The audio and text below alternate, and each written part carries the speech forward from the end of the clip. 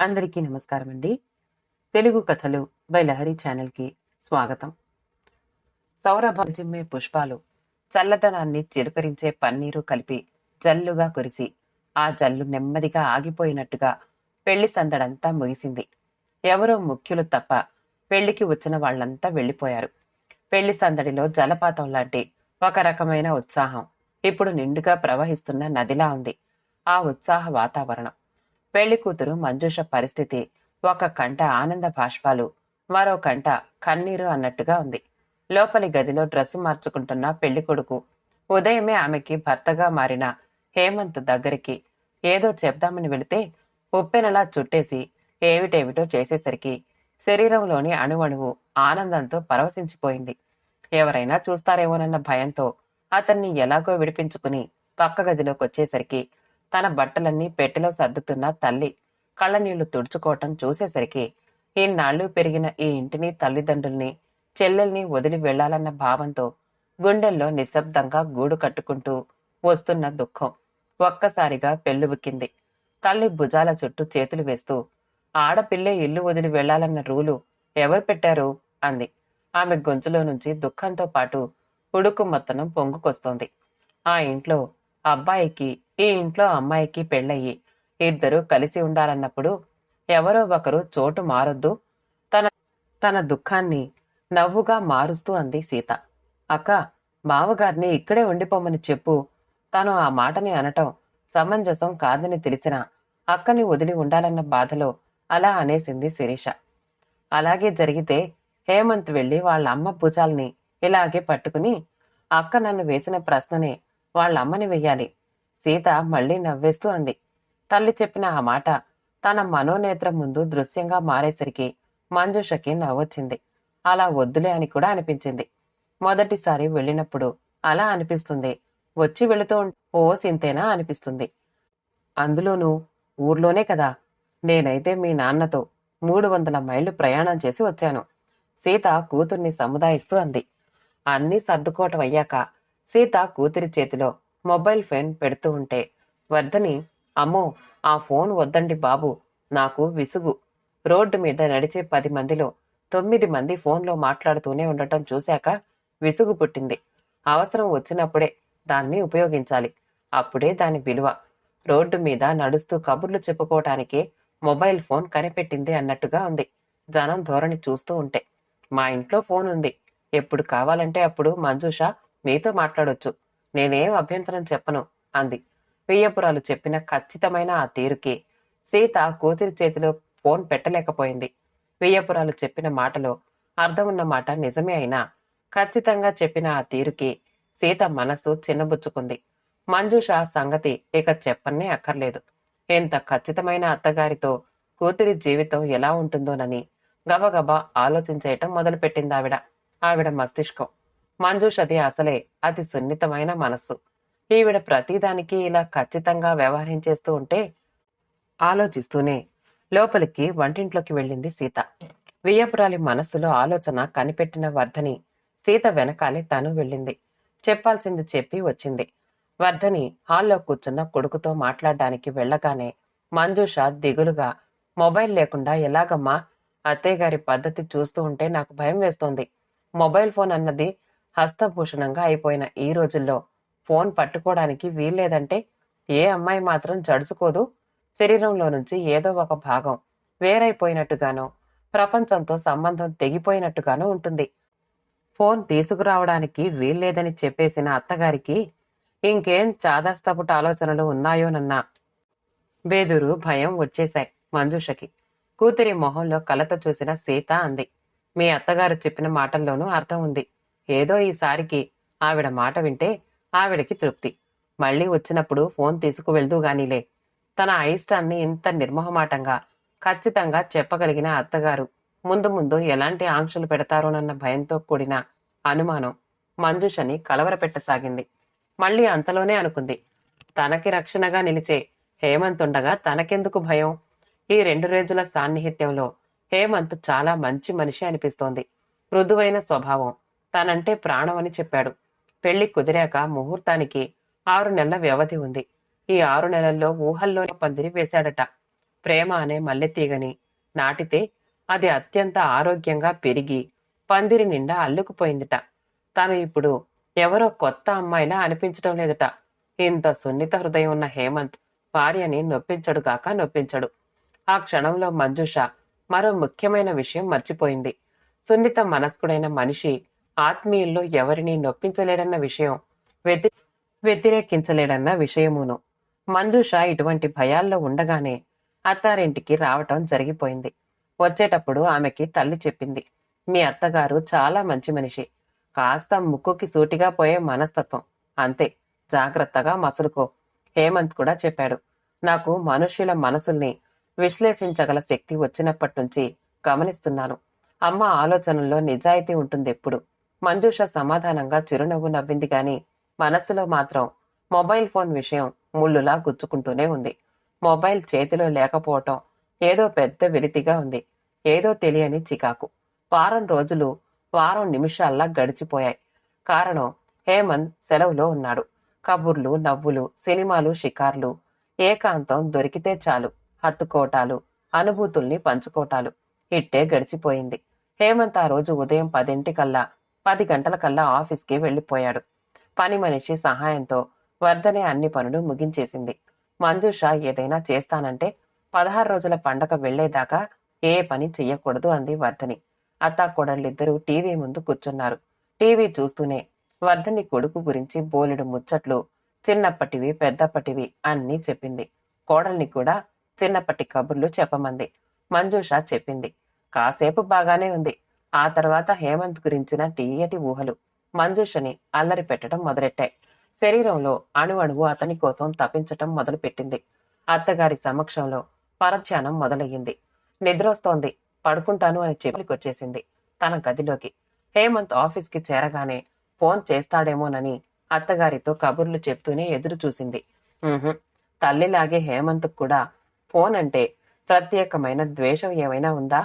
తనేమో ఇంతగా శరీరంలో సగభాగం ఎక్కడో తప్పిపోయినట్టుగా విలవిల్లాడిపోతుంది. హేమంత్కి ఏవీ అనిపించటం లేదు. మంజుష హృదయం అలక పాన్పుని అధిరోహించింది. పోనీ తను చేద్దామంటే నంబర్ తీసుకోలేదు. హేమంత్ మొబైల్ ఏమో ఉదయం ఆఫీస్కి వెళ్తున్నప్పుడు, నాన్నగారి వాళ్ళ పెన్షన్ ఆఫీస్కి వెళ్ళాలి, మొబైల్ నాన్నగారికిచ్చి వెళ్ళు హేమంత్, ఆలస్యం ఏదైనా అయితే తెలుసుకోవడానికి ఉంటుంది అని తల్లి అంటే తన మొబైల్ తండ్రి చేతిలో పెట్టి వెళ్ళాడు హేమంత్. సమయం గడిచే కొద్దీ మంజుష విరహంతో వేగిపోవటం మొదలుపెట్టింది. ఒక పక్క అతని కోసం తపన, మరో పక్క తనలా హేమంత్కి అనిపించటం లేదు అన్న దుఃఖం. మధ్యాహ్నం భోజనం చేస్తున్నప్పుడు కూడా హేమంత్ తన పక్కనే ఉంటే ఎంత బావుండును అనిపించింది. ఇప్పుడే కనుక మొబైల్ ఫోన్ తన చేతిలో ఉంటే అత్తగారికి తెలియకుండా హేమంత్తో ఎన్ని కబుర్లు చెప్పి ఉండేదో.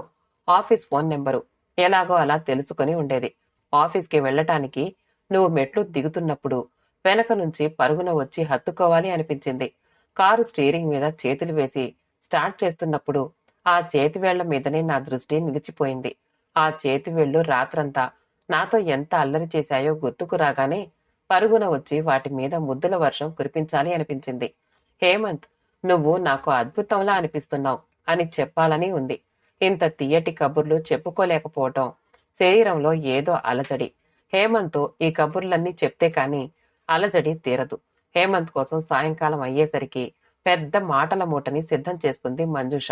నిమిషానికో మాట దానిలో చేరుస్తూనే ఉంది. సాయంత్రం ఆమె జీవితంలో అద్భుతంలా మారసాగింది. ఎందుకంటే ఆ సాయం సమయంలో హేమంత్ తన ఎదురుగా ఉంటాడు కనుక. అదృష్టం బావుండి అత్తయ్య మామయ్య గుడికి వెళ్లారు. మంజుష ఒళ్లంతా కళ్ళు చేసుకుని ఎదురు చూస్తున్న గడియ రానే వచ్చింది. హేమంత్ వచ్చాడు. అతన్ని సుడిగాలిలా చుట్టేసింది. తాను పడ్డ విరహం వర్ణించింది. నీకు లేదా అని నిలదీసింది. అన్నింటికీ హేమంత్ చిరునవ్వే సమాధానం.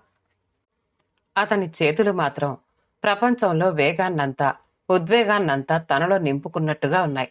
అతని స్పర్శానందాన్ని తాను అనుభవిస్తూ అతనికి అందిస్తూ పొద్దుట్నుంచి చేర్చి కూర్చిన తన మాటల మూటని విప్పసాగింది మంజుష.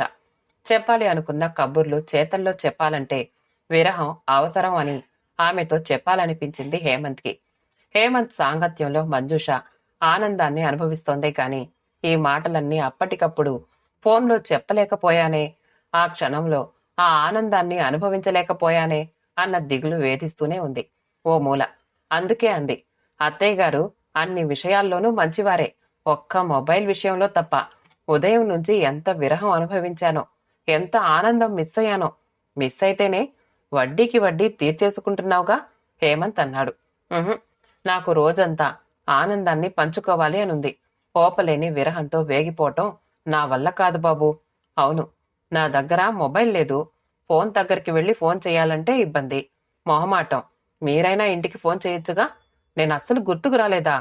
ప్రేమ, అధికారం కలిసిన స్వరంతో నిలదీసింది మంజుష. పనితో అస్సలు తీరిక దొరకలేదు. ఇప్పుడు మాత్రం ఏమైంది? ఎంచక్కా ఎంజాయ్ చేస్తున్నాంగా.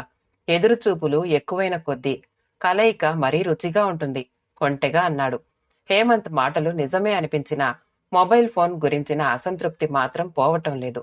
తల్లితో కబుర్లకి లోటు లేదు. సీత రోజూ చేస్తోంది. స్నేహితులతోనూ కబుర్లు చెప్పుకునేందుకు లేదు.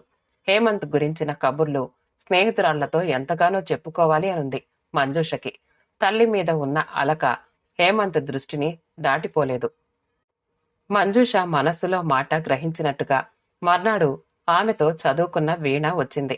ఇక మంజుష ఆనందం ఇంత అంతా కాదు. స్నేహితురాలిని అత్తగారికి పరిచయం చేసింది.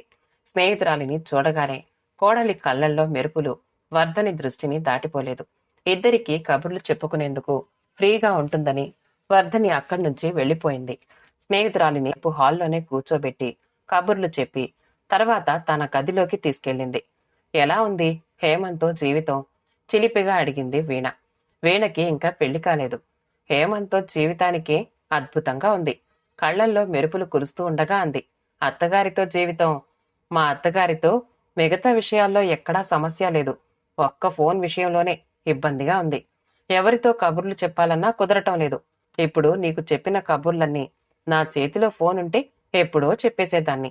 ఇదిగో నువ్వు ఇవాళ వచ్చేదాకా నీతో కబుర్లు చెప్పాలన్న ఆలోచనతోనే సరిపోయింది. వీణ ఒక్క నిమిషం ఆగి సాలోచనగా అంది. ఫోన్ ఉంటే ఎప్పుడో చెప్పేసేదానివే అనుకో, కానీ నువ్వు హేమంత్ గురించి చెప్తున్నప్పుడు నీ కళ్లల్లో నిండిపోయిన మెరుపుల్ని ఎదురుగా ఉన్నాను గనుక చూడగలుగుతున్నాను. అంతేకాకుండా ఎప్పటినుంచో నాతో చెప్పాలి అనుకున్న కబుర్లేమో ఆ చెప్పే తీరులో ఆతృత వీక్షించటానికి గమ్మత్తుగా ఉంది సుమా. కొన్ని కబుర్లు, విశేషాలు ఎదురెదురుగా కూర్చుని చెప్పుకుంటేనే బావుంటాయేమోననిపిస్తోంది. వీణ వెళ్ళిపోయాక కూడా మంజుష ఆమె అన్నమాట గురించే ఆలోచిస్తూ ఉండిపోయింది. కొన్ని కబుర్లు ఎదురెదురుగా కూర్చుని చెప్పుకోవాలా? ఇలా ఎంత ఆలోచిస్తున్నా ఒక ఆలోచన మాత్రం ఆమె మస్తిష్కాన్ని వీడిపోవటం లేదు. హేమంత్ని తన గుప్పెట్లోనే ఉంచుకోవాలని ప్రయత్నిస్తోంది అత్తగారు. కోడలంటే అభిమానమే, కాని ఏదో అభద్రతా భావం ఆవిడ్ని భయపెడుతున్నట్టుగా ఉంది. ఆ అభద్రతా భావం హేమంత్కి తనకి మధ్య ఏ సమస్యలు సృష్టించదు కదా. మంజుష ఇలా తర్జన భర్జనలు పడుతూ ఉండగానే 2-3 రోజులు యథాప్రకారం హేమంత్ పొద్దున ఆఫీస్కి వెళ్లటం, సాయంకాలం రావటం, అలకలతో, ఆరాటాలతో, అర్పణలతో సాయంకాలాలు అద్భుతంగా మారటం. కావాలని హేమంత్ 2 రోజులు సెలవు పెట్టాడు. సినిమాలతో, షికార్లతో రోజంతా హుషారుగా ఉన్నా సాయంకాలాలు కాస్త నీరసంగా ఉన్నట్టుగా అనిపించింది. మర్నాడు హేమంత్ ఆఫీస్కి వెళ్లిపోతూ ఉంటే అంత విచారంగా అనిపించలేదు. విరహంలో ఉన్న సుఖం జ్ఞాపకం వచ్చింది. ఎదురు చూపుల్లో ఉన్న ఆనందం రారమ్మని పిలిచింది. హేమంత్ కోసం కలవరించి కలవరించి కౌగిలించుకోబోయే మధుర క్షణాలు జ్ఞాపకం వచ్చాయి. సాయంకాలం అవుతున్న కొద్దీ హేమంత్ ఆరాటం క్షణం క్షణం పెరగసాగింది. అతని చిలిపి చేష్టలు, ఆ స్పర్శలోని హాయి జ్ఞాపకం వస్తూ బాధలోని హాయి గమ్మత్తుగా అనిపించసాగింది. ఏం తోచనట్టుగా అనిపించిన మంజుష హాల్లోకి వచ్చేసరికి అత్తగారు దేనికోసమో వెతుకుతున్నట్టుగా అనిపించింది. వీలైతే సహాయం చేద్దామని అడిగింది కూడాను. ఇక్కడో తెలుగు పాటల క్యాసెట్ ఉండాలమ్మా, దానికోసం చూస్తున్నాను వెతుకుతూనే అలా అన్న వర్ధిని మరుక్షణంలో దొరికింది. పాత పాటలంటే నాకు చాలా ఇష్టం. మీరంతా ఇంగ్లీష్ పాటలు, కొత్త పాటలు ఇవే వింటారు. ఈ పాటలు ఎప్పుడైనా విన్నావేమో చెప్పు అంటూ వర్ధని క్యాసెట్ని టేప్ రికార్డర్లో పెట్టి ఆన్ చేసింది. ఘంటసాల, పి. సుశీల పాడిన యుగళ గీతం వస్తోంది. నీకోసమే నే జీవించున్నది, విరహము కూడా సుఖమే కాదా, నిరతము చింతన మధురము కాదా. మంజుష అది వింటూనే ఆశ్చర్యపోయింది. పాట వినటం అయ్యాక లోపలికి తన గదిలోకి వెళ్లి ఆ వాక్యాన్నే పదే పదే తలుచుకుంది. విరహము కూడా సుఖమే కాదా? అవును. హేమంత్ గురించిన ఆలోచనల్లో మునిగిపోవటం, అతను చెంతలేకపోవటం, ఇది కూడా సుఖంగానే ఉన్నట్టుగా ఉంది. ఎందుకంటే అతని గురించిన ఆలోచన సాయంకాలం రాగానే జరిగే హత్తుకోవటాలు, అర్పణలు తలుచుకుంటూ ఉంటే మరీ మరీ మధురంగా అనిపిస్తోంది. అది చెప్పాలి, ఇది చెప్పాలి అన్న ఆతృత అద్భుతంగా ఉంది. వీణ చెప్పినట్టుగా మాటలు చెప్తున్నప్పుడు కళ్ళల్లోని భావాలని, మెరుపులని కూడా చూడొచ్చు. ఎంత నిజం కదూ! ఇన్నాళ్ళు తను ఎందుకు గ్రహించలేకపోయింది? ఇప్పుడు తన చేతిలో ఫోన్ కనుక ఉండి ఉంటే హేమంత్ గురించిన తన తీయటి భావాలన్నీ చెప్పేసి ఉండేది. కాని తను అలా చెప్తున్నప్పుడు అతని కళ్ళల్లో మెదిలే భావాలని చూడగలదా తను? నిజానికి అవి ఎంత అద్భుతంగా ఉంటాయి. అతని కళ్ళల్లోని చిలిపి భావాలు చూస్తే తన కళ్ళల్లో మెరుపులు, తాను చెప్తున్న మాటలకి హేమంత్ రెచ్చిపోతూ చేసే అల్లరి. ఓ, వీటన్నింటి గురించి తనెందుకు ఆలోచించలేకపోయింది? అనవసరంగా అత్తయ్య గారిని అపార్థం చేసుకుంది. హేమంత్కి విషయాలన్నీ ముందే తెలుసునేమో, అందుకేగా అన్నాడు. ఏమైంది? వడ్డీతో సహా వసూలు చేసుకుంటున్నావుగా. ఎదురుచూపులు ఎక్కువైన కొద్దీ కలయిక మరీ రుచిగా ఉంటుంది అన్నాడు. అందుకేనేమో ఆఫీస్ నుంచి కావాలనే ఫోన్ చేయటం లేదేమో. మంజూష ఇలా ఆలోచనల్లో ఉండగానే తల్లి దగ్గర్నుంచి ఫోన్ వచ్చింది. రేపొద్దున వస్తాను. వచ్చేటప్పుడు నీ మొబైల్ తీసుకొచ్చి ఇస్తాను. మీ అత్తగారు చాలా మంచి మనిషమ్మా. నీకు ఫోన్ ఇవ్వొద్దు అని చెప్పటంలో ఆవిడ ఉద్దేశం మంచిదేనమ్మా. అన్ని కబుర్లు ఫోన్లో చెప్పేసుకుంటే ఇంటికొచ్చాక చెప్పుకునేందుకు ఉండవని. ఓ వారం రోజులు వాళ్ళని విరహం అంటే ఎలా ఉంటుందో రుచి చూడనిద్దాం. దాని రుచి చూడని. జీవితం జీవితమే కాదు అన్నారావిడ. ఇక ఇప్పుడు ఫోన్ ఇవ్వండి అన్నారు. అత్తయ్యగారు అలా ఎందుకన్నారో నాకు అర్థమైందిలే. రేపు నువ్వు రాగాని నా ఫోన్ తీసుకురావద్దు అంది మంజుష తల్లితో. ఎందుకు? సీత కూతుర్ని ఆట పట్టించింది. నువ్వు ఫోన్ తెచ్చిస్తే హేమంత్ ఆఫీస్ పనిలో ఉండగా ఫోన్లు చేసి విసిగిస్తానేమోనని భయంగా ఉంది. అందుకే వద్దు అంది మంజుష. అది కాదులే కారణం అనుకుంది. అటువైపు ఉన్న సీత మనసులోనే నవ్వుకుంటూ పైకి ఇలా అంది. మీ అత్తగారు మరి ఓ 10 రోజులు మాత్రం నీకు ఫోన్ ఇవ్వొద్దు అన్నారు. 10 రోజులయ్యాక కూడా ఇవ్వకపోతే ఏమైనా అనుకుంటారేమో. ఫోను వద్దన్నది నేనే అని మా అత్తయ్య గారికి చెప్తానులే అనేసింది మంజుష. అయితే సరే, నేను ఊరికే వచ్చి కాసేపు కూర్చుని వెళ్ళిపోతానులే అంది సీత. మంజుషకి అత్తగారి మీద అభిమానం, గౌరవం రెట్టింపయ్యాయి. పిల్లల ఆనందం గురించి ఇంత సూక్ష్మంగా ఆలోచించేవాళ్లు ఎంతమంది ఉంటారు? తను పిచ్చి ముద్దులా ఆలోచించింది.